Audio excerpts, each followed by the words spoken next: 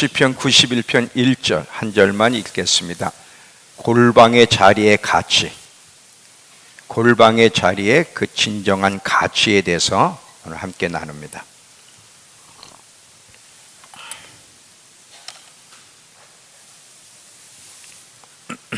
자, 피셨죠? 지존자의 은밀한 곳에 거주하며 전능자의 그늘 아래 사는 자여. 자, 지존자의 은밀한 곳에, 하나님의 은밀한 곳은 그분의 생각에, 그분의 생각 안으로 들어갈 수 있는 길, 그리고 그 전능자의 그늘 아래에 있을 수 있는 길이 뭐예요? 골방이에요. 많은 사람들이 이 골방의 자리의 가치에 대해서 잘 모릅니다. 지식으로는 알아요. 골방이 뭐예요 하면 하나님께 기도하는 곳이요. 근데 실제로 이 골방의 가치에 대해서 아는 사람들은 많지 않은데, 오늘 이 골방의 자리의 가치에 대해서 좀 이야기하려고 합니다. 이 골방의 자리가 우리 그리스도인들에게 있어서 얼마나 귀하고 영광스러운 자리인지를 알아야 돼요. 근데 많은 사람들이 몰라요. 왜? 기도하는 생활을 보면 알아요. 아까도 제가 그랬죠. 지식으로는 골방, 은밀한 곳, 하나님께 나아가 기도하는 곳, 하나님을 만나는 시간, 이렇게 얘기하지만 실제는, 말로는 그렇게 안 할지 모르지만 실제는 굉장히 따분하고 지루한 자리, 답답하고 숨이 막히는 자리. 그래서 10분도 진지하게, 아니 1시간도 진득하게 못 앉아 있어. 숨이 막히니까. 그리고 굉장히 보잘것없는 자리로 보통 생각을 해요. 근데 세상에서 보내는 시간은 신바람 납니다. 여러분, 핸드폰에서 시간 보내고 인터넷에서 시간 보내면서 어우 답답해, 어우 숨 막혀 미치겠네, 그런 사람 봤어요? 너무 신바람 나는 거예요. 시간 가는 줄 몰라. 매력이 있어요. 그러나 골방은 매력이 없는 것이 사실이에요. 근데 여러분들이 반드시 알아야 될 것이, 골방에서 성공하지 않는 자는 절대 영적 생활을 할 수가 없고요, 골방에서의 삶을 성공하지 않는 한 영적 승리라는 것은 없고요, 골방에서의 삶을 좋아하지 않는 한 마지막 때를 준비하는 일은 참 어려울 겁니다. 정말이에요. 우린 지금 마지막 때를 준비하는 시간대로 들어갔어요. 제가 그랬죠. 모든 것에는 때가 있다고. 지금은 마지막 때를 잘 준비할 때인데, 왜냐? 마지막 때 안으로 들어가고 있기 때문에. 이제 적그리스도나 한 인물이 곧 등장할 건데, 제3성전이 지어짐과 함께 적그리스도라고 한 인물이 등장할 건데, 적그리스도란 한 인물이 등장할 때 아마 많은 교회는 못 알아볼 거예요. 지금처럼. 지금도 대면 예배와 비대면 예배 때문에 나눠지면서 비대면 예배 드리는 사람들이 대면 예배 드리는 사람들을 미쳤다고 합니다. 극단적인 사람들. 자, 이 평가는 이제 하나님이 하실 건데, 이런 식의 신앙생활을 하는 사람은 적그리스도가 등장해도 마치 지금 대통령이 누구인지를 모르는 것처럼 못 알아볼 거예요. 한 인물이 등장할 때 깨어있는 사람만 알아들을 텐데, 이 한 짐승, 성경에서 기록하고 있는 짐승이 등장하면 딱 7년이에요. 상징적인 시간이 아니에요. 정말 시간이 없어요. 하나님의 때가 가까이 왔다는 거 모르는 것도 문제지만, 알아도 실제로 준비하지 않은 사람은 사실은 더 큰 문제가 있는 사람들이에요. 정말 준비를 해야 돼요. 지금은 환난의 때를 준비할 때요, 주님의 재림을 준비할 때인데, 골방의 자리가 얼마나 귀중한지 아는 것이 잘 준비하고 잘 주님의 때를 기다리는 아주 귀한 모습이라는 걸 기억해야 돼요.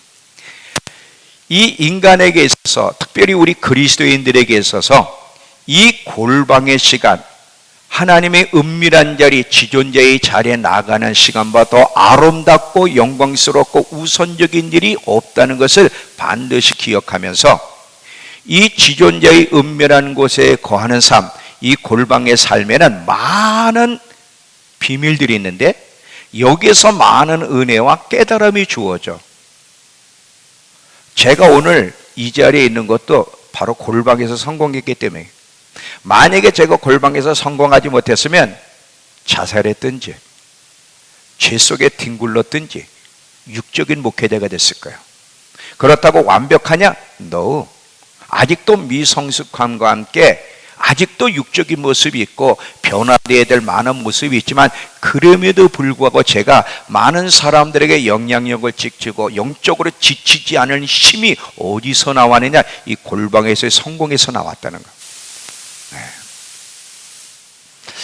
이 골방의 가치를 여러분들이 아셔야 되는데, 이 골방이 얼마나 귀중한 자리인지를 대여섯 가지로 짧게 이야기하면서 이 골방의 자리의 가치에 대해서 함께 나누려고 합니다. 첫 번째, 그렇다고 제가 대여섯 가지 나누는 게 전부는 아니고, 제가 깨달은 바 한 대여섯 가지를 통해서 이 골방으로 나아가는 골방의 자리가 얼마나 복되고 얼마나 가치 있고 귀중한 자리인지를 여러분에게 설득시키고 싶은 거예요. 자, 첫 번째는 이 골방의 가치를 아는 사람은 하나님 보시기에 가장 위대한 사람이라는 거 잊지 마세요.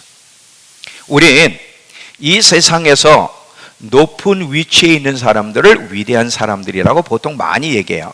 이 세상에도 높은 위치들이 있죠. 대통령, 판사, 검사, 장관, 장군들. 이런 위치는 일반 사람이 보통 접근할 수 없는, 범접할 수 없는 위치에 있는 사람들이에요.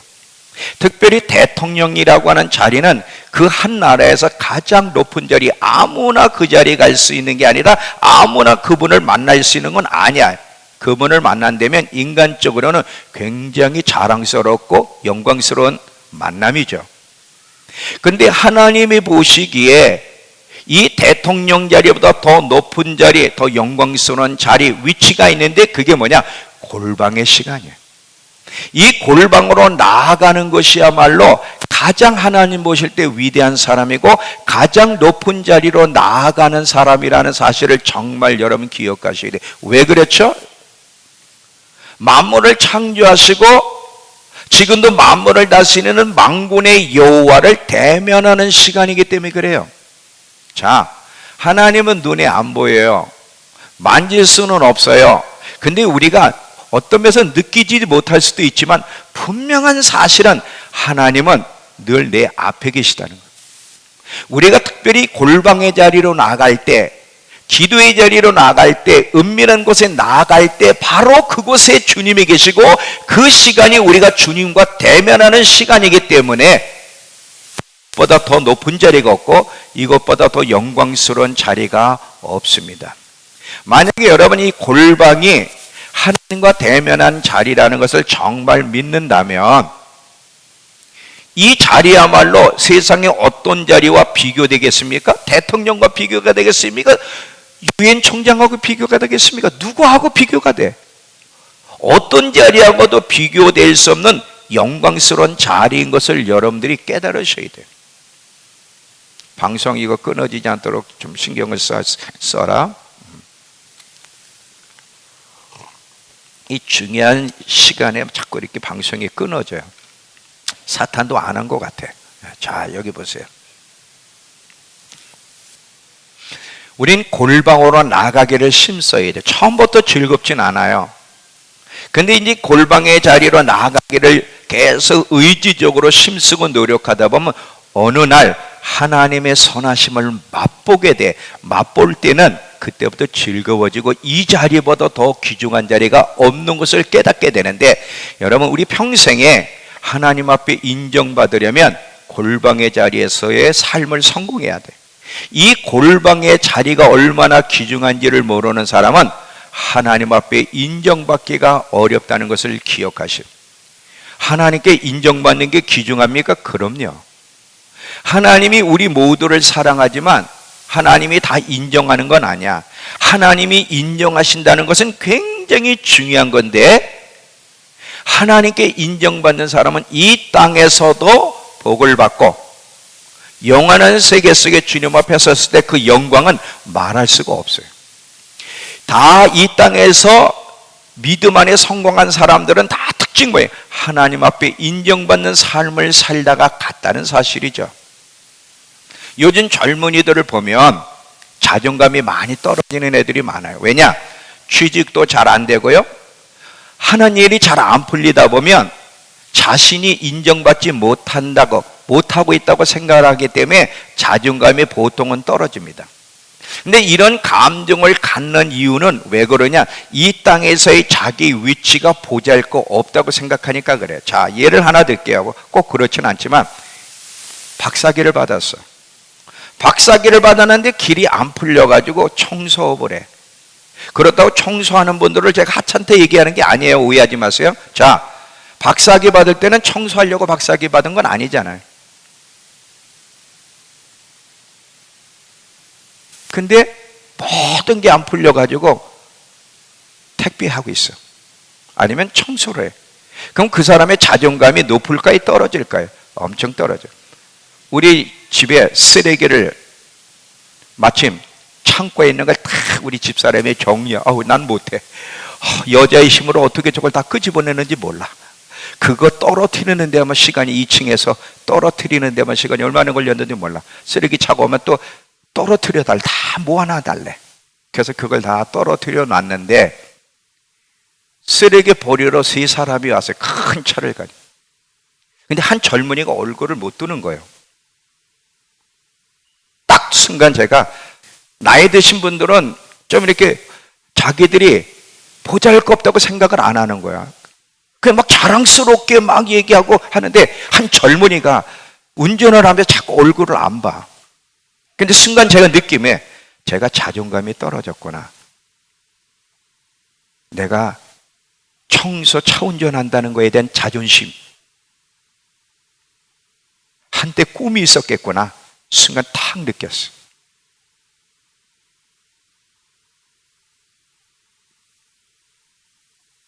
근데 여러분, 이런 자존감이 떨어지는 이유는 그들이 하나님을 모르기 때문에, 만약에 우리가 골방으로 나아가는 것이 가장 높은 자리로 나아가는 영광스러운 살아계신 하나님을 정말 대면한다는 것을 깨닫는다면 청소를 하든 택배를 하든 위치가 어떻든 상관이 없어요. 그렇잖아요? 가장 높으신 분을 대면하는데 자존감이 떨어질 이유가 없잖아요. 여러분, 로렌스 형제라는 분 얘기 들었죠? 로렌스 형제는 오래전 수사로 이 사람의 주 업무는 뭐냐? 식당에서 설거지를 하는 거예요. 자, 식당에서 설거지하는 일이 그 사람의 주 업무인데 그럼에도 불구하고 이 사람은 늘 행복했어요. 왜 그런지 아세요? 골방에서 하나님의 임재를 찾으며 살았던 사람이기 때문에 그렇습니다. 이 로렌스 형제는요, 어떤 장소든 그 장소를, 식당이든 어디든 그 장소를 골방으로 만들었어요. 골방으로 만들며 살았기 때문에 이 사람은 늘 행복했어요. 왜? 항상 자기가 지존자이신 전능하신 하나님 앞에 있다는 사실, 가장 높은 위치에 있다는 사실을 알고 있었기 때문에 설거지 일을 하든 주방에서 일을 하든 뭘 하든 상관이 없어. 절대 어떤 상황 속에도 낙심하거나 좌절하지 않을 수 있었던 이유는 뭐냐면 그가 자기가 어디에 와 있는지를 알았기 때문에 그러는 거예요. 여러분, 많은 그리스도인들이 낙심하고 좌절합니다. 그 이유가 뭐예요? 여러 가지 이유가 있죠. 자기가 육신적으로 원하는 것이 안 됐기 때문에도 낙심하지만 이 골방에서의 자리가 얼마나 영광스러운, 우리가 도대체 누구인지 정체성을 모르기 때문에 낙심하고 좌절하게 되는 거예요. 여러분들이 날마다 골방에 들이 나가는 이게 얼마나 영광스러운 시간, 얼마나 높은 위치에 나를 두고 있는지를 안다면 낙심할 것도 좌절할 것도 없어요.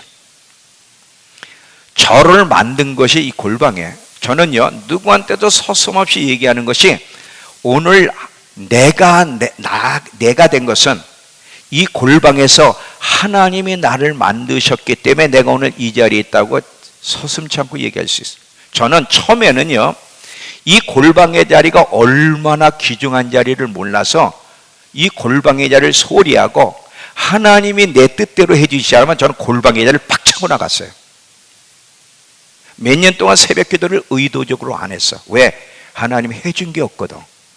그래서 도대체 골방의 자리가 얼마나 귀중한 자리인지 모르니까 일부러 박차고 나가서 몇 년 동안 의도적으로 새벽 기도를 안 했던 악한 짓을 한 날도 있었어요. 절대 행복하지 못했어요. 늘 나는 실패자라고 생각하면서 낙심하며 살았는데 그 이유는 뭐예요? 외적인 것으로 행복과 성공을 측정하려 했기 때문에 그렇습니다. 근데 지금은요, 이 골방의 자리가 저의 전부예요.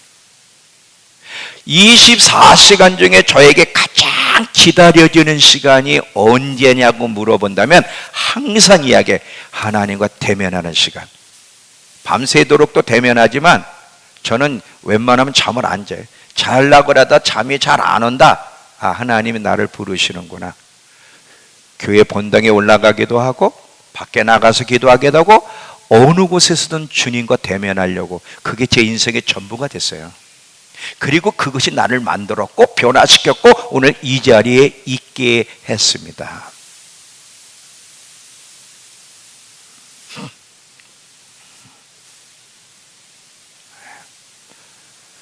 여러분이 정말 변화되길 원하면, 그리고 하나님 앞에 인정받는 삶을 살아가려면 골방에 성공을 해야 돼요. 골방이 여러분의 전부라고 고백하면 반드시 변화가 일어나고요, 많은 은혜와 깨달음이 주어지고요, 하나님 앞에 인정받, 이 외에는 길이 없어요. 골방을 성공하지 못하면서 하나님 앞에 인정받을 수 있는, 은혜 받을 수 있는 길이 있나? 제가 분명히 얘기하면 절대 없다. 절대 없다. 특별히 이 마지막 때 하나님의 보호를 받아야 되는데, 전쟁으로부터, 지진으로부터, 태풍으로부터, 여러 가지 전염병으로부터 하나님의 보호를 받아야 되는데, 하나님의 보호를 받는 길이 뭐예요? 골방의 자리에 나가는 거예요. 지존자의 은밀하는 곳에 거주하며 전능자의 그늘 아래 사는 자여, 내가 주께 말하기를 주는 나의 피난처시요 나의 요새시요 내가 의뢰하는 하나님이라 하리니 그가 너를 새 사냥꾼의 올무에서와 극한 전염병으로부터 너를 지킬 것임이라. 그가 그의 깃으로 너를 접부시리니 내가 그 날개 아래 피하리로다. 정말이에요. 마지막 때 어떤 재앙이 와도 상관없어. 밤에 찾아오는 공포와, 자, 이 표현들 봐요. 이게 과장된 표현이 아니에요. 공포스러운 밤이 올 거예요. 주님이 말씀하셨으니까. 밤에 찾아오는 공포와 낮에 날아드는 화살이 뭐예요? 막 폭탄 핵이 터지는 거지 뭐. 낮에 화살이 날아가는 게 뭐예요? 다 전쟁 무기지. 어두울 때 퍼지는 전염병과 밝을 때 닥쳐오는 재앙을 너는 두려워하지 아니하리라. 어떤 사람? 골방의 자리를 나가는 걸 즐거워하는 사람. 이거 외에는 답이 없어요. 두 번째, 이 골방의 자리가 얼마나 가치 있는 자리냐. 자, 우린 하나님이 어떤 분인지를 알고 싶어요. 하나님이 정말 어떤 분인지를 자꾸 깊이 알아가고 싶은 사람. 또 저는 이걸 강조하고 싶은데, 하나님과 대화할 수 있다. 자, 이게 중요한 거예요. 하나님과 대화할 수 있다는 사실을 여러분 아셔야 됩니다. 인간이 하나님과 대화할 수 있습니까? 그럼요. 이걸 제가 배웠기 때문에 제 인생이 바뀌었어요. 이거 배우기 전까지는 항상 죄 가운데서 벗어나지 못하고 늘 여러 가지 환경 때문에 늘려고 행복하지 못했는데, 하나님과 대화하면서 제 인생이 변화가 시작됐어요. 자, 하나님과 대화할 수 있다. 그러면 하나님과 대화하는 법을 배울 수 있는가? 그렇습니다. 그러면 어디서 하나님과 대화하는 법을 배울 수 있습니까? 골방에서입니다. 만일 우리가 살아계신 하나님과 정말 대화할 수 있다면, 여러분, 대통령이 여러분을 찾아와서, 아니 대통령이 여러분을 초대해서 둘이서만 대화하자고 그 시간을 준다면 얼마나 그 영광스러워요. 그런데 하나님이 우리를 초청해서 대화하자는 거예요. 하나님과 대화할 수 있다. 실제로 하나님과 대화할 수 있다면 이것보다 더 영광스러운 일이 있습니까? 이것보다 더 영광스러운 일은 없어요. 모든 믿음의 사람들은 다 하나님과 대화하는 법을 배우는데, 특별히 하나님과 대화하는 법을 가장 잘 배운 사람 중에 한 사람을 보라면 저는 다윗이에요. 왜 다윗이냐? 시편 27편 4절 가보세요. 시편 27편 4절에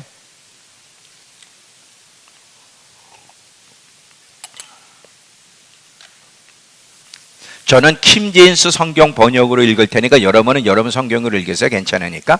내가 주께 바라는 한 가지 일, 바로 그것을 구하리니 그것은 곧 내가 평생토록 주의 집에 거하여 주의 아름다움을 바라보며 그분의 성전에서 엽줍는 것입니다. 의논하며 사는 것입니다. 이렇게 돼 있어. 잘 봐요. 다윗은요, 하나님과 대화할 수 있다는 걸 알았고 대화하는 법을 배웠어요. 어디서? 골방에서. 그래서 그의 평생 소원은 뭐냐면 하나님의 아름다움을 맛보며 그 아름다우신 하나님 앞에서 예배드릴 뿐 아니라 날마다 모든 일에 그분과 대화하며 의논하며 사는 거야. 그래서 다윗이 훌륭하고 위대한 사람이에요. 다른 것보다도. 하나님과 대화할 수 있습니까? 있습니다. 그러면 어떻게 하나님과 대화하는 법을 배울 수 있죠? 잘 들어봐요. 하나님과 대화하는 법을 배우려면 이렇게 해야 돼. 먼저는 항상 어디에 있든지 하나님이 나와 함께 하신다는 걸 인식할 뿐 아니라 의식하며 살아야 돼. 자, 내가 혼자 있든 누구와 만나든 어디에 있든 항상 하나님이 나와 함께 하신다는 사실을 인식하며 의식을 해야 돼. 의식을 안 하면 안 돼. 인식과 의식을 해야 돼. 그리고 모든 일에, 아주 큰 일이든 작은 일이든 모든 일에 물어봐야 돼. 이렇게 살아가면 자연스럽게 하나님과 대화하는 법을 배우게 되고 그분이 답을 주시고 말씀하는 것을 느끼게 될 겁니다. 이렇게 산 사람이 다윗인데 한 예를 드릴게요. 자, 사무엘하 5장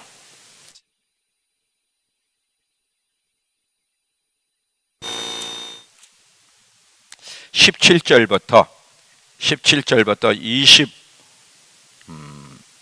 25절까지 한번 그냥 쭉 읽을게요. 이스라엘이 다윗에게 기름을 부어 이스라엘 왕으로 삼았담을 블레셋 사람이 듣고 블레셋 사람들이 다윗을 찾으러 다 올라오매 다윗이 듣고 요새로 나가니라. 블레셋 사람이 이미 이르러 르바임 골짜기에 가득한지라. 다윗이 여호와께 여쭈어 이르되,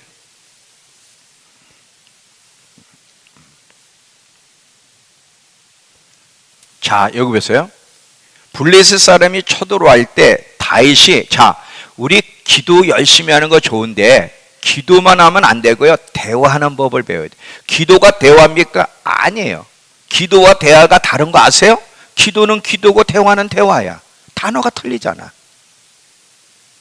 기도할 뿐 아니라 대화하는 법을 배워야 돼. 대화하는 법을 배우면 자꾸 질문을 해야 돼. 지금 다윗이 질문하는 거예요. 자, 그랬더니 자 보세요. 다윗이 여호와께 여쭈어 이르되 내가 블레셋 사람에게로 올라가리까? 그랬더니 하나님이 어떻게 대답하는가 보다. 여호와께서 그들을 내 손에 넘기시겠나이까 하니 여호와께서 다윗에게 말씀하시되 올라가라. 답을 주셨어요. 내가 반드시 블레셋 사람을 내 손에 넘기리라 하신지라. 다윗이 바알볼라심에 이르러 거기서 그들을 치고 다윗이 말하되 여호와께서 물을 흩은같이 내 앞에서 내 대적을 흩으셨다 하므로 그곳 이름을 바알볼라심이라 부르니라. 거기서 블레셋 사람들이 그들의 우상을 버렸으므로 다윗과 그 부하들이 치우니라. 블레셋 사람들이 다시 올라와 르바임 골짜기에 가득한지라. 다윗이 여호와께 또 물어봐 여쭈니 이르시되, 이번엔 방법이 달라요. 올라가지 말고 그 뒤로 가서 뽕나무 숲을 맞은편에서 그들을 기습하되 뽕나무 골짜기에서 걸음 걷는 소리가 들리거든 곧 공격하라. 그때 여호와가 너보다 앞서 나아가 블레 사람을 치리라 하신지라. 이에 다윗이 여호와의 명령대로 행하여 블레 사람을 쳐서 게바에서 게셀까지 이르니라. 다윗이 영적 싸움에서 실제 싸움이었지만 이 싸움에서 또 우리의 영적 싸움에 승리할 수 있는 길이 뭐예요? 물어보는 거예요. 대화하는 거예요. 이거 외에는 방법이 없어요. 자, 골방의 자리가 왜 가치 있고 귀중하냐? 하나님과 대화하는 법을 배우는 장소, 실제로 대화할 수 있는 자리이기 때문에 그런 거예요. 우리가 신앙생활하면서 넘어지면 안 되는데 잘 넘어져요. 근데 자주 넘어지는 이유가 뭐냐? 넘어지지 않을 수 있는 유일한 방법은 하나님을 의식하고 하나님과 대화하는 길뿐이고요. 또 지금 시대처럼 분별력이 중요한 시대가 없는데 분별력을 잃어버리지 않고 길에서 이탈하지 않고 계속 진리 안에 머물 수 있는 방법이 뭐예요? 하나님과 대화하는 길이에요.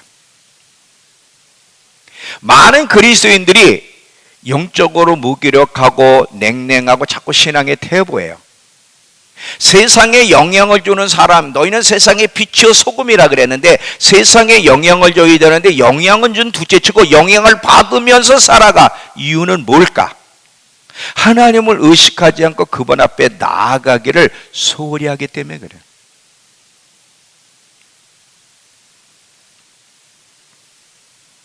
왜 나는 변화가 없을까? 왜 나는 하나님의 음성을 들을 수 없고 왜 나는 깨달음이 이렇게 없는가? 왜 하나님의 임재를 못 느끼는가? 왜? 골방의 자리를 소홀히 하기 때문에 그러는. 목사님, 요즘 한 주간 동안 내가 골방의 자리에 나가는데 안 들리는데? 그렇지, 안 들리지. 한 주간 가서 다 들리면 누가 못할까?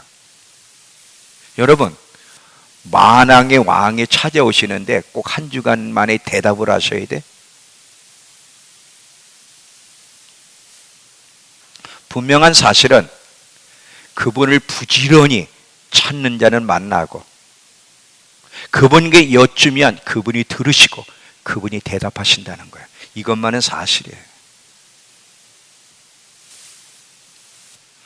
골방의 자리를 귀하게 여기고 나가는 자에게는 많은 변화와 깨달음과 많은 계시들이 주어지는데 그 대표적인 사람이 다니엘이에요.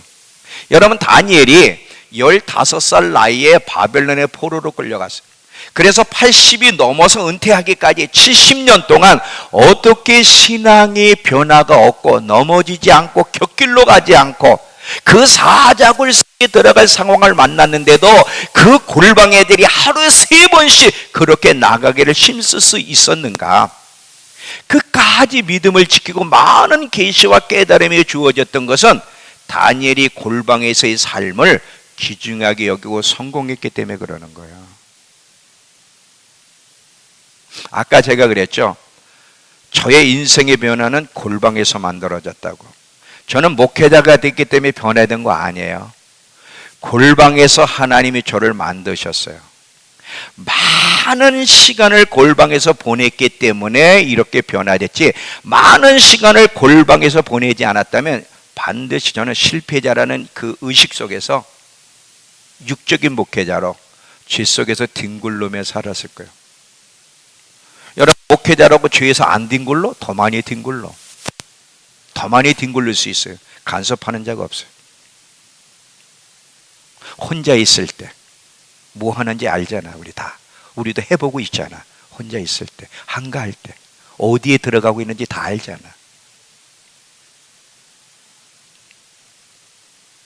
어디서 시간을 많이 보내느냐, 이건 이제 뒤에 가서 한 번 더 얘기하겠지만 어디서 시간을 많이 보내느냐가 중요해요.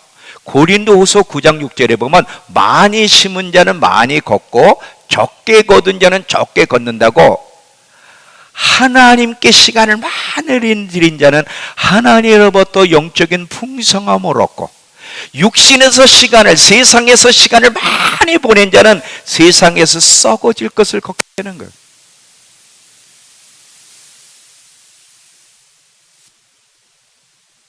골방은 하나님과 대화하는 법을 배우는, 실제로 대화하는 장소야. 교회에서든 집에서든 중요한 포인트는요, 단둘만의 시간, 단둘만의 장소가 필요하다는 거야. 골방은 단둘만의 시간이고 장소가 골방이야. 이 골방의 시간을 성공해야만 넘어지지 않고 이탈하지 않고 양의 자리에 계속 머물 수 있어. 모든 답은 골방에 있습니다.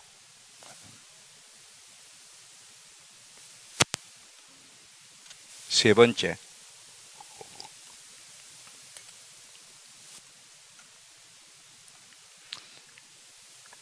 이해가 되세요? 제 고민이 하나 있어요. 6가지를 이야기해야 되는데 이걸 다 소화시킬 수 있을까? 눈동자를 보며 소화시키지 못할 것 같으면 요 3번으로 끝나고, 눈동자가 초롱초롱하고 소화시킬 수 있을 것 같다고 하면 6가지를 다 얘기할 거고. 지금 제 안에 갈등이 있어요. 눈동자들이 해롱해롱해가지고. 자, 마스크를 쓰니까 안 보이는 것 같죠? 마스크를 쓰면 더 잘 보여요.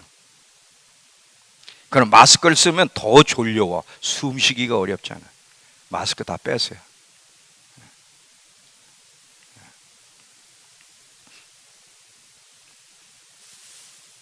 자, 세 번째, 골방은 하나님의 전략을 배울 수 있는 장소다. 하나님의 전략을. 자, 보세요. 어떤 전쟁이든 전략회의라는 게 있죠. 예를 들면 한 나라가 전쟁이 일어났어요. 전쟁이 일어나면 그냥 전쟁하는 게 아니에요.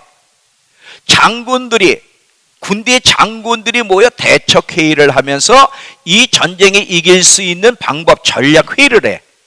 근데 이 전략회의를 하는데 아무나 이 자리에 들어갈 수 있는 것도 아니에요. 이와 마찬가지로 영적 세계도 영적 전쟁의 전략을 배울 수 있는 장소가 있는데 그게 골방이에요. 자, 시편 1편 가보세요. 시편 1편.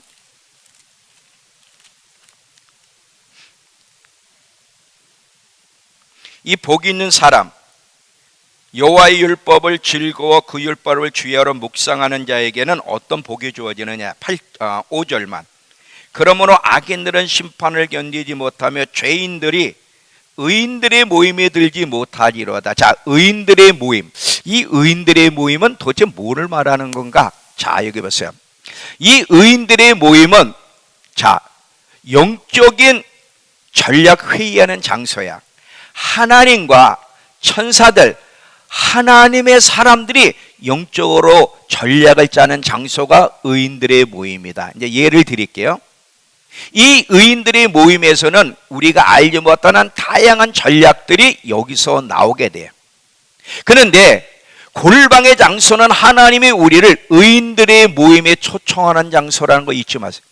하나님이 저와 여러분 우리 모르게 전략회의를 하는 게 아니라 하나님은 우리에게도 그 전략회의에서 나오는 내용들을 알려주고 싶은 거예요. 이 전략회의에 초청받는 자리가 어디다? 골방이다. 자, 예를 드릴게요. 지금 아합과 여호사밧이 사돈 관계를 맺어서 전쟁을 치르러 나가요. 아합이 제안하죠. 우리 전쟁에 나가는데 같이 나가 도와주세요. 그 같이 나가는데 이 여호사밧은 하나님의 사람이에요. 이게 하나님의 뜻인지 물어보자 그래. 항상 물어보는 게 중요해요. 물어보자. 여기에 물어볼 선지자가 없냐 그랬더니 아합이 많은 선지자를 불러왔어요. 불러와서 그 사람들 대답이 올라가서서 하나님이 이 전쟁에 승리하게 할 겁니다. 근데 하나님의 사람 여호사밧 안에는 분별력이 있는 거야. 이 뭐가 아니다. 헛소리들을 하고 있네. 딸랑딸랑 왔어요. 그래서 이 외에 다른 선지자가 없냐 그랬더니 아합은 기분 나빠. 한 놈이 있는데 저 놈은 항상 좋은 소리를 안 한다는 거야. 그때 여호사밧 그 놈이 누구냐? 미가야입니다. 그 사람 당장 데려오라. 자, 잘 봐요. 이 미가야를 데리고 갔을 때 처음엔 미가야가 거짓말해요. 올라가면 하나님이 이기게 하십니다 그랬더니 아합도 알아. 너 거짓말하고 있지. 이제 진실을 얘기하는 거예요. 진실이 뭐예요? 당신 올라가면 죽습니다. 그러면서 내가 보니 하나님 보좌에 천사들이 있는데 회의하고 있더라. 그 회의를 하고 있는데 하나님이 이렇게 물어보더라. 누가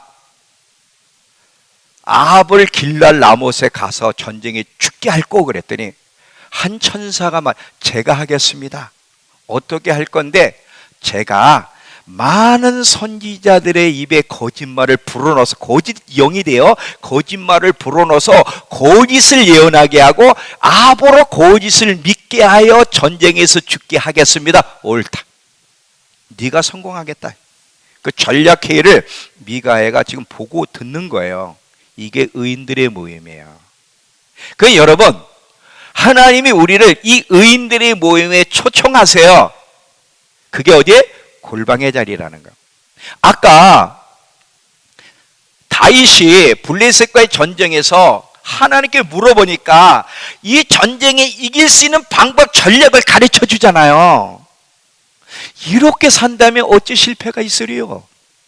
왜 우리 인생에 그렇게 많은 문제를 만나고 실패가 있죠? 안 물어보니까.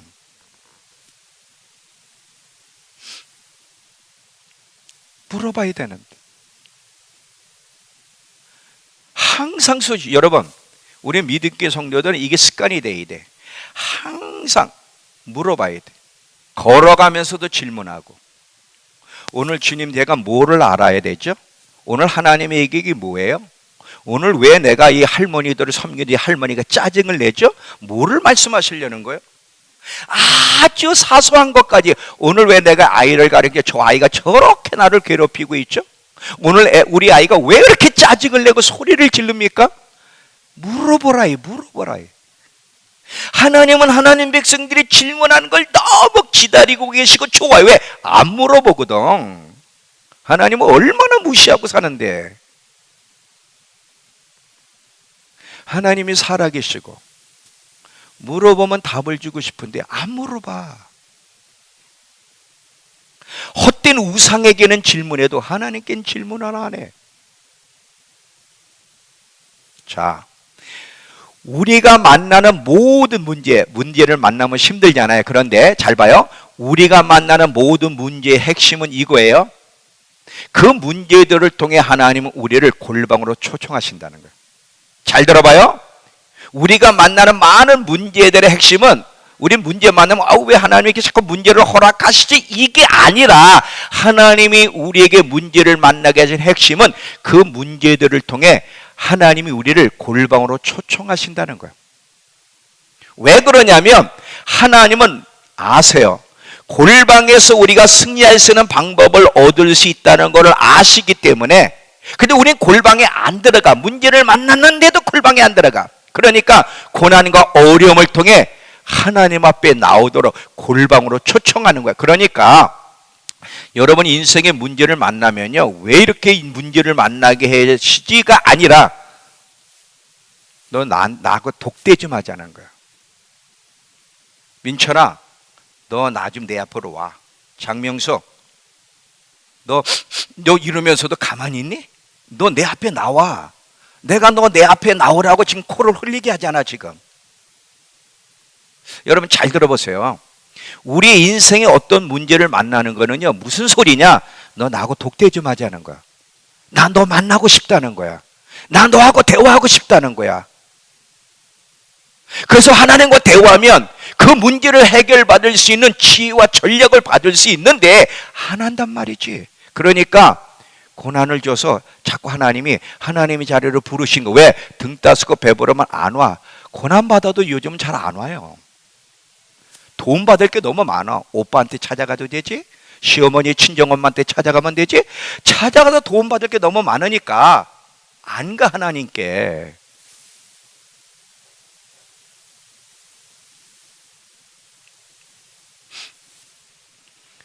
제 33년의 여정은 정말 고난의 여정이다. 울기도 너무 많이 울었어. 근데 이 고난이 없었다면요, 저는 하나님 안 찾았을 거고요. 근데 사람이 둘 중에 하나예요. 고난이 올 때 더 저항하는 사람이 있고요, 고난이 올 때 하나님을 찾고 그렇게 돼서 골방의 사람이 되는 사람이 있어요. 이 골방의 사람이 되게 되면 지치지 않게 되고요, 영적 힘과 능력이 있어요. 능력이 있다는 게 무슨 귀신을 쫓아내는 거, 병 고치는 그것도 능력이지만 사람에게 영향을 끼치는 능력이 있어요. 모든 것은 골방에서 나옵니다. 모든 것은요. 고난이, 하나님이 저를 골방으로 이끄셨고 20년 동안에 5시간, 6시간, 7시간, 8시간 매일매일 처리한 그 시간이 제 인생을 바꿔놨어요. 그리고 계속 하나님께 질문하는 습관을 만들어 주셨죠. 이런 영적인 것을 누리게 하시기 위해서 하나님은 우리에게 고통을 허락하시고 하나님을 찾을 수밖에 없는 환경을 만들어 주시는 거예요. 왜? 그 고통을 받아야만 하나님을 그래도 찾으니까. 그러니까 여러분, 고통을 당하면 화를 내고 짜증을 부리지 말고, 아, 하나님 나를 부르시는구나, 만나자고 하시는구나, 그래서 감사해야 되는 거야. 답답한 사람들 진짜 많아요. 하나님이 부르시는데도 저 부르시는 음성을 못 듣는, 뭐라고 얘기해야 돼? 저 푼수들. 어느 때 속 터질 때가 있어요.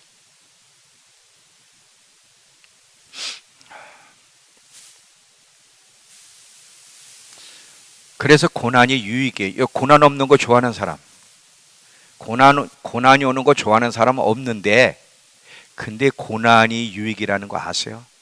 고난 없이는요, 우리는 안 되는 사람들이에요. 안 되는 사람들. 네 번째, 어떻게 하면 하나님을 더 깊이 알 수 있고 그 하나님과의 관계를 더 돈독히 할 수 있을까? 어떻게 하면 미성숙함에서 성숙한 사람으로 바뀔 수 있고, 어떻게 하면 하나님의 음성을 잘 듣고 하나님과 동행하는 사람이 되며, 어떻게 하면 순간순간 하나님의 지혜를 얻을 수 있을까?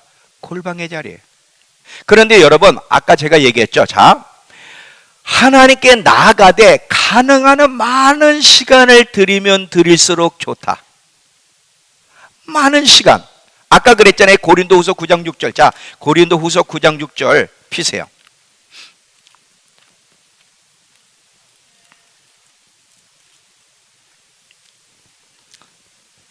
고린도후서 9장 6절.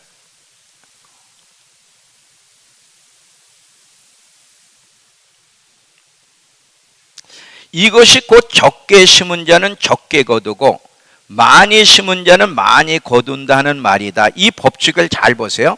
만약에 하나님께로부터 많은 풍성함을 얻으려면 하나님께 시간을 많이 드려야 돼. 근데 반대가 돼. 또 만약에 하나님과가 아니라 세상에서 기계로 다른 곳으로 시간을 많이 보내면 반대의 풍성한 열매를 맺어. 자, 하나님과 시간을 많이 가지면 가질수록 좋은 열매들이 맺어지지만, 핸드폰으로, 인터넷으로, 세상에서 시간을 많이 맺으면 육적인 사람이 된다. 자, 여러분, 이번 주 추석 끝난 다음에 다음 주에 금요 철야 때 우리가 영상 하나를 볼 거예요. 무슨 영상을? 모든 사람이 딱 금요 철야 때 나와야 돼. 이번 주 말고, 이번 돌아오는 추석 주간 말고 그 다음 주간. 왜냐하면 제가 영상 하나를 보고 너무 충격을 받았어요. 페이스북, 인스타그램, 틱톡, 이 모든 프로그램을 만든 사람들이 양심의 가책을 느끼고 인터뷰를 한 거예요. 자기네는 살기 좋은 세상을 만든다는 목적으로 프로그램을 만들었는데, 이게 어떻게 세상을 망치고 인간을 망치고 해를 끼치는지를 보고 충격을 받은 거야. 그러니까 내전이 일어나고 막 나라 간에 서로 간에 막 분열이 일어나고 전쟁이 일어나고, 이게 다 그 프로그램을 통해서 그래. 그래서 이분들이 충격을 받고서는 이거 하지 마세요. 자기들이 만들고서 페이스북 들어가지 마세요. 핸드폰 쓰지 마세요. 인스타그램 하지 마세요. 트위터 뭐 그런 거 있잖아. 뭐 SNS 그거 하지 마. 자기들의 프로그램을 만들고서는 그거 하지 말라고 호소하는 거야. 미국 청문회에서까지. 반드시 봐야 돼. 반드시 봐야 돼.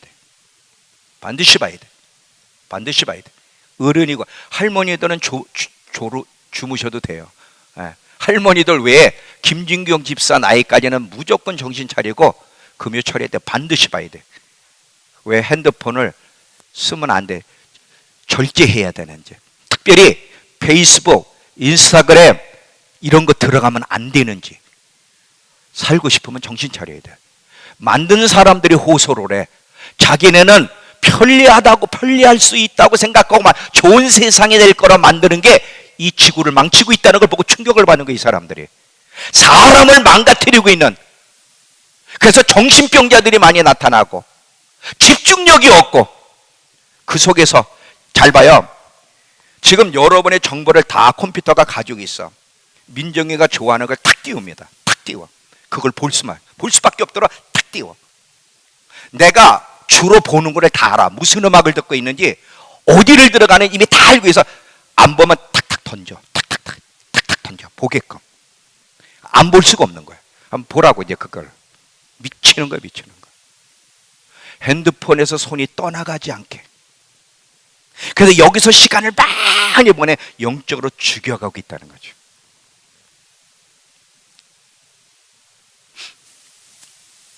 마지막 때를 준비하고 싶으면, 살고 싶으면 정신 차려야 돼요. 진짜예요. 무서운 영적 전쟁이 벌어지고 있는데 여러분은 몰라요, 그거예요. 사탄은 너무 잘 알아요. 이 골방에서의 많은 시간을 들이는 게 얼마나 엄청난 영적 힘을 주는지를 너무 알기 때문에 어떻게 해서든 은밀한 곳에서 시간을 못 보내게 하려고, 어떻게 해서든지 집중을 못하게 하려고 안간힘을 쓰는데, 그게 뭐 세상의 기계들을 제공하는 거예요. TV, 인터넷, 특별히 핸드폰 막 신기한 걸 막 개발을 해가지고 막 난리. 여러분 얼마나 놀라운지 아세요? 제가 핸드폰이 깨졌어요. 핸드폰을 떨어뜨렸는데 이게 캔들에 팍 박살이 나더니 화면이 다 나가버렸어. 한 2, 3일 됐어요. 아이고, 이 큰일 났네. 그래가지고는 청주에 삼성 서비스센터 갔는데 이거 고치는데 얼마인데 22만 원이래. 와. 주의한다고 하고서 좀 부주의하다가 떨어뜨렸는데 박살이 났네. 근데 22만 원인데 그 서비스 하는 기사가 하는 얘기 잘 들어봐요. 와. 사장님, 고치지 마세요. 왜? 이거 22만 원 제 가족이라면 저는 안 고쳐줍니다. 이거 고쳐도요, 사장님 거는 3년이 넘어서 이미 구모델 예건데 또 망가집니다. 또 망가지면 또 22만 원 또 들어요. 차라리 새 거를 사세요. 설득을 하는 거야. 새 거를 사세요 막 설득해가지고 나를 결국 1층까지 끌고 갔어. 그게 3층인데 1층까지 새 모델을 선전한 여자에게까지, 나 그렇게 안내를 잘하는 사람, 친절한 처음 봤네. 거기까지 나를 끌고 가서 앉으시래. 그 여자가 설명을 하는 거야. 여차차 딱 5G로 바꾸면 지금 혜택이 너무나 많대. 5G로 바꾸려는, 그럼 혜택이 너무 많대. 아, 나 5G는 싫은데. 이게 고치는 돈이 너무 많으면 S7이니까 S7 새 거 주세요. 그랬더니 사장님 왜 그러세요? 아, 내가 이거 달라는데 왜 그러세요? 왜? 달랬더니 뭐라 그러냐? 이거 사시면요 120만 원 사장님이 돈을 내셔야 된대. 근데 5G로 하면은 거의 공짜래. 자, 이 정도로 설득하면 살까 안 살까? 아니, 얘네들은 기계를 고쳐주는 게 아니라 완전 선전, 광고 선전하네. 모두가 5G로 바꾸도록. 막 땡기는데 순간 바꿀까? 그래서 제가 싫어요. 그때 22만 원 날라가도 좋아. 내가 바꾸지 않겠다는데. 그래서 다시 3층에 올라가서 22만 원 주고 액정을 바꿨어. 와, 너무너무 좋아요. 너무너무 좋아요. 이 카메라서부터요 나를 설득하는데, 무서운 세상이구나. 진짜 무서운 세상이네. 사탄은요 무섭게 등장하지 않아요. 설득해 가는 거예요. 하나님께 시간을 못 드리도록. 왜? 그 힘을 사탄은 너무 잘 아니까. 하나님은 우리 모든 그리스도인들을 똑같이 대우하지 않는다는 것을 아시기 바랍니다. 골방에서의 시간을 많이 보내고 열심히 주님을 찾는 자에게 하나님은 더 주시고요, 그와 가까이 하시고 그와 함께 하시고 그에게 자기를 나타내시지 모두를 똑같이 대우하시지 않는다는 거 잊지 마세요. 다섯 번째, 이 습관적인 죄를 어떻게 끊을까? 사람마다 약점들이 있어요. 저에게도 약점이 있고요, 다 약점이 있어요. 이 습관적인 죄들, 어떤 사람은 설계를 잘 절제를 못하는 사람이 있고, 어떤 사람은 이 핸드폰을 잘 못 끊는 사람, 항상 여러분 핸드폰 집에다 두면 떨리는 사람이 있죠. 핸드폰을 그 영상에도 보니까 핸드폰을 깨졌어. 그래서 엄마가 너 핸드폰 액정 바꿔줄 테니까 일주일 안 써봐라. 그랬더니 얘가요 계속 떠오는 거야. 막 찾고 그러다 결국 3일 만에 실패를 해. 이거 없으면 손에서 막 떨리는 거야. 핸드폰 중독,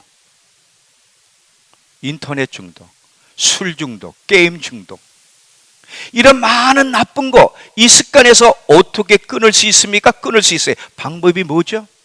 잘 봐요. 이 습관적인 죄를 끊어 나가야 될 이유는 거룩하고 순종할 때 하나님을 본다 그랬어요. 그러니까 이런 것들을 끊어 나가야 재림할 주님을 대면하게 되고, 또 하나는 뭐냐, 우리 안에는 상처와 쓴뿌리들이 있어요. 많은 상처와 쓴뿌리가 있는데 이 상처와 쓴뿌리 때문에 자꾸 믿음 생활이 성장이 안 돼. 성장하는 것 같으면 그것 때문에 넘어지고 또 넘어지고. 그래서 이 쓴뿌리와 상처가 치유를 받아야 되는데 이게 어떻게 가능한가? 하나님과 시간을 많이 가질 때만 가능하다는 거예요. 왜 그것이 가능한가? 잘 보세요. 여러분, 죄를 이기려고 애를 쓰지만 우리가 얻는 결론은 뭐야? 늘 실패한다는 거야. 안 돼, 우리의 힘으로.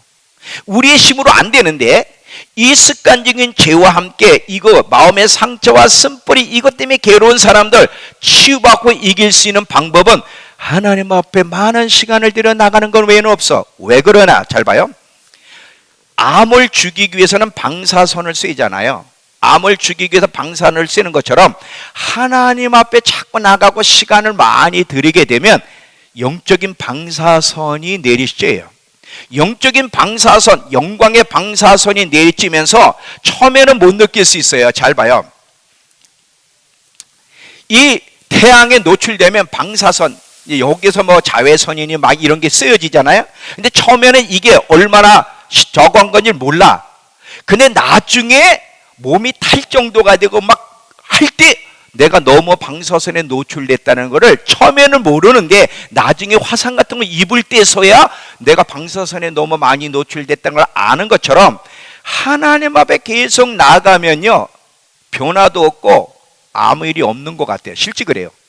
근데 계속해서 하나님 앞에 나가 시간을 많이 들이게 되면요 이 영적 방사선이 쓰여지면서 서서히 습관을 이길 수 있는 힘, 죄를 이길 수 있는 힘이 거기서 주어진다.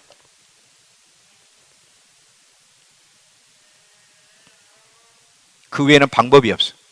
저도 괴로워 많이 봤어요. 그 끊지 못하는 죄 때문에 너무너무 결단도 해봅니다. 금식도 해봅니다. 안 돼요. 안 돼.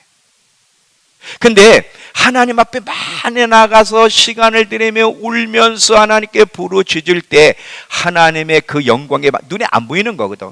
이 방사선이 내게 계속 씌워지면서 어느 날부터인가 그 죄가 그게 싫어지기 시작하고요. 마음의 상처와 쓴뿌리들이 치유되면서 내 안에 어떤 영적 힘과 함께 변화되는 것을 경험하면, 왜? 내면 안에 영혼의 분자가 바뀌기 시작하는 거야. 내면이 바뀌니까 나쁜 행동이 안 하게 되는 거야. 안 하게 되는 거야. 생각이 바뀌고요. 관심이 바뀌고요. 시간 쓰는 것도 바뀌고요. 모든 내면이 바뀌니까 외적인 행동들이 바뀌기 시작하는데 그거는 하나님 앞에 계속 나가면서 하나님께로부터 주어지는 영광의 방사선을 계속 쓰임받을 때 가능한 거예요. 그 외에는 방법이 없어요.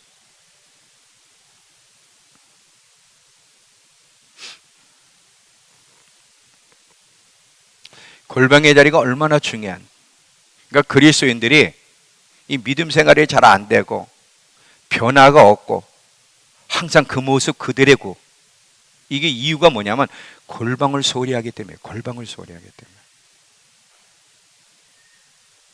마지막 하나만 하고 마칠게요.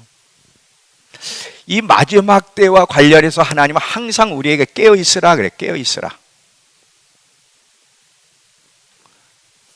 계시록 16장 15절에 보면 일곱 대전 심판을 얘기하면서 누구든지 보라 내가 도둑같이 오리니 누구든지 깨어 자기 옷을 지켜 벌거벗고 다니지 아니하며 자기의 부끄러움을 보이지 않는 자는 복이 있다 그랬어. 깨어, 주님이 오실 때까지 깨어 있을 수 있는 방법이 뭘까? 골방의 자리에 들어간. 성경에 깨어 기도하라, 깨어 기도함으로 시험에 들지 말라는 것이 계속 같이 나와. 깨어있는 방법은 기도의 자리로 들어가는 거예요. 기도의 자리로 들어갈 때 계속 우리가 하나님의 불을 받기 때문에 잠잘 수가 없는 거예요. 이게 마지막 때를 준비할 수 있는 길이에요. 골방의 자리는요, 지루한 자리가 아닙니다. 골방의 자리는 숨 막히는 자리가 아니에요. 골방의 자리보다 더 영광스럽고 더 아름답고 더 복되고 더 귀중한 우선적인 자리가 없어요. 그거를 여러분이 성공해야 돼. 제가 그걸 실패했다면 오늘 이 자리에 없어요. 저는 마지막 때 제가 그랬죠. 저는 그 잃어버린 영혼을 생각하면 막 속에 불 붙는다고. 어저께도 밤새도록 기도한 게 뭐냐? 하나님, 마지막까지 하나님을 향한 이 첫사랑에 식어지지 않고 계속 내 안에 불붙게 해주시고, 저 잃어버린 영혼, 하나님이 어디 있냐고 점점 하나님을 거부하는, 요즘은 이 한국에서도요, 교회 가는 걸 부끄러워한다 그러죠. 애들 절대 교회 안 보내고. 매스컴이 그렇게 만들었어요. 이 정부가 교회를 나쁜 집단으로 만들어 버렸다니까. 하나님, 저 죽어가는 저 영혼들, 저 지옥 갈 저 영혼들, 저들은 지식으로 안 돼요. 제 힘으로도 안 되고요. 더 많은 사람을 구원하고 싶은데 능력이 없어요. 더 많은 사람들이 하나님이 살아계시다는 거, 더 많은 사람들이 하나님의 영광을 보고 하나님 나라 들어올 수 있게 해주세요. 더 많은 사람이. 근데 그거 능력이 있어야 돼. 능력이 없으면 안 되거든. 그래서 계속 골방의 자리에 나가서 하나님 그 능력을 달라고. 그래서 최복령이를 만나는 사람은 최복령이를 만나는 게 아니라 하나님을 만날 수 있도록, 하나님이 살아계시다고 고백할 수 있도록, 하나님의 나라로 들어올 수 있게 해달라고 몸부림치는 거. 골방 외에는 방법이 없거든. 내가 사는 길, 다른 사람을 살려주는 길은 골방이야. 골방에서의 자리가 무너지면 영적 삶도 무너지고 영적 삶의 승리도 무너져. 없어요. 안 되는 거예요. 골방을 성공해야 돼. 골방을. 저도 만약에 지금 이렇게 있다가 골방을 소홀히 한다면 저도 반드시 무너져. 많은 하나님의 사람들이 무너진 이유는 뭐야? 골방에서의 시간을 실패했기 때문에 그러는 거예요. 여러분, 골방의 자리는요, 우리에게 있어서 가장 귀중한 자리, 은혜의 자리, 축복의 자리, 그 어떤 것보다도 즐거워야 될 자리가 골방의 자리예요. 이걸 성공해야 돼.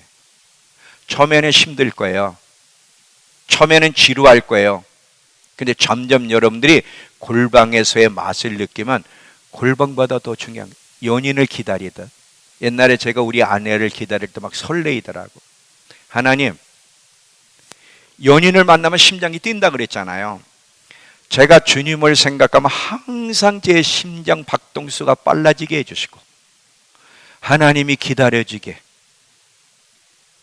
제게 있어서 가장 기다려지는 시간이 밤 시간이 11시부터 새벽 6시 그 사이, 누구도 건드리지 않는, 핸드폰 소리도 안 들리는 그 시간. 어저께는 여러분 이 별이 얼마나 반짝했는지 아세요? 와, 난 여러분 다 깨우고 싶어서. 지연아, 일어나봐. 어? 이 하늘의 별 좀 봐라. 이 하늘의 별들이 나를 향해서 노래한단다. 이 하늘의 별. 나 그렇게 별에 많은 거 처음 봤네. 반짝 저를 향해서 막 박수를 쳐주는 것 같아. 막 너무너무 좋았어.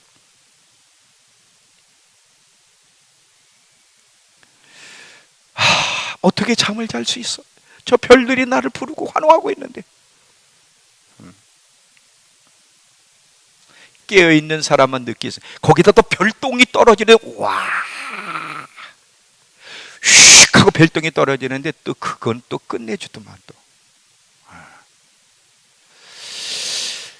이 하나님하고 독대하는 자리에, 단둘이만 만날 수 있는 자리에, 누구도 방해하지 않는, 내 집중력을 빼앗지 않는 그 자리, 그게 즐거워야 돼. 여러분, 새벽기도 나오는 사람들 거기서 끝나면 안 돼. 그건 기본이야. 수시로 하나님을 찾아야 되고, 어디에서든 그것이 골방이 돼야 되고, 항상 하나님께 질문하는 법을 배우고 하나님하고 대화하는 법을 배우기 전에는 성장이라는 건 없어요. 깨달음과 변화라는 건 없어요. 하나님께 시간을 많이 들이면 들일수록 풍성한 열매를 맺고, 하나님께 시간을 안 들이면 안 들이는 만큼 반대로 나쁜 열매들만 맺다가 주님을 만나게 될 것입니다. 골방의 가치, 이 골방의 자리가 얼마나 가치 있는 자리인지를 다시 한번 깨닫고 이 골방의 자리를 성공할 수 있는 우리 모두가 되기를 축원합니다. 기도합시다.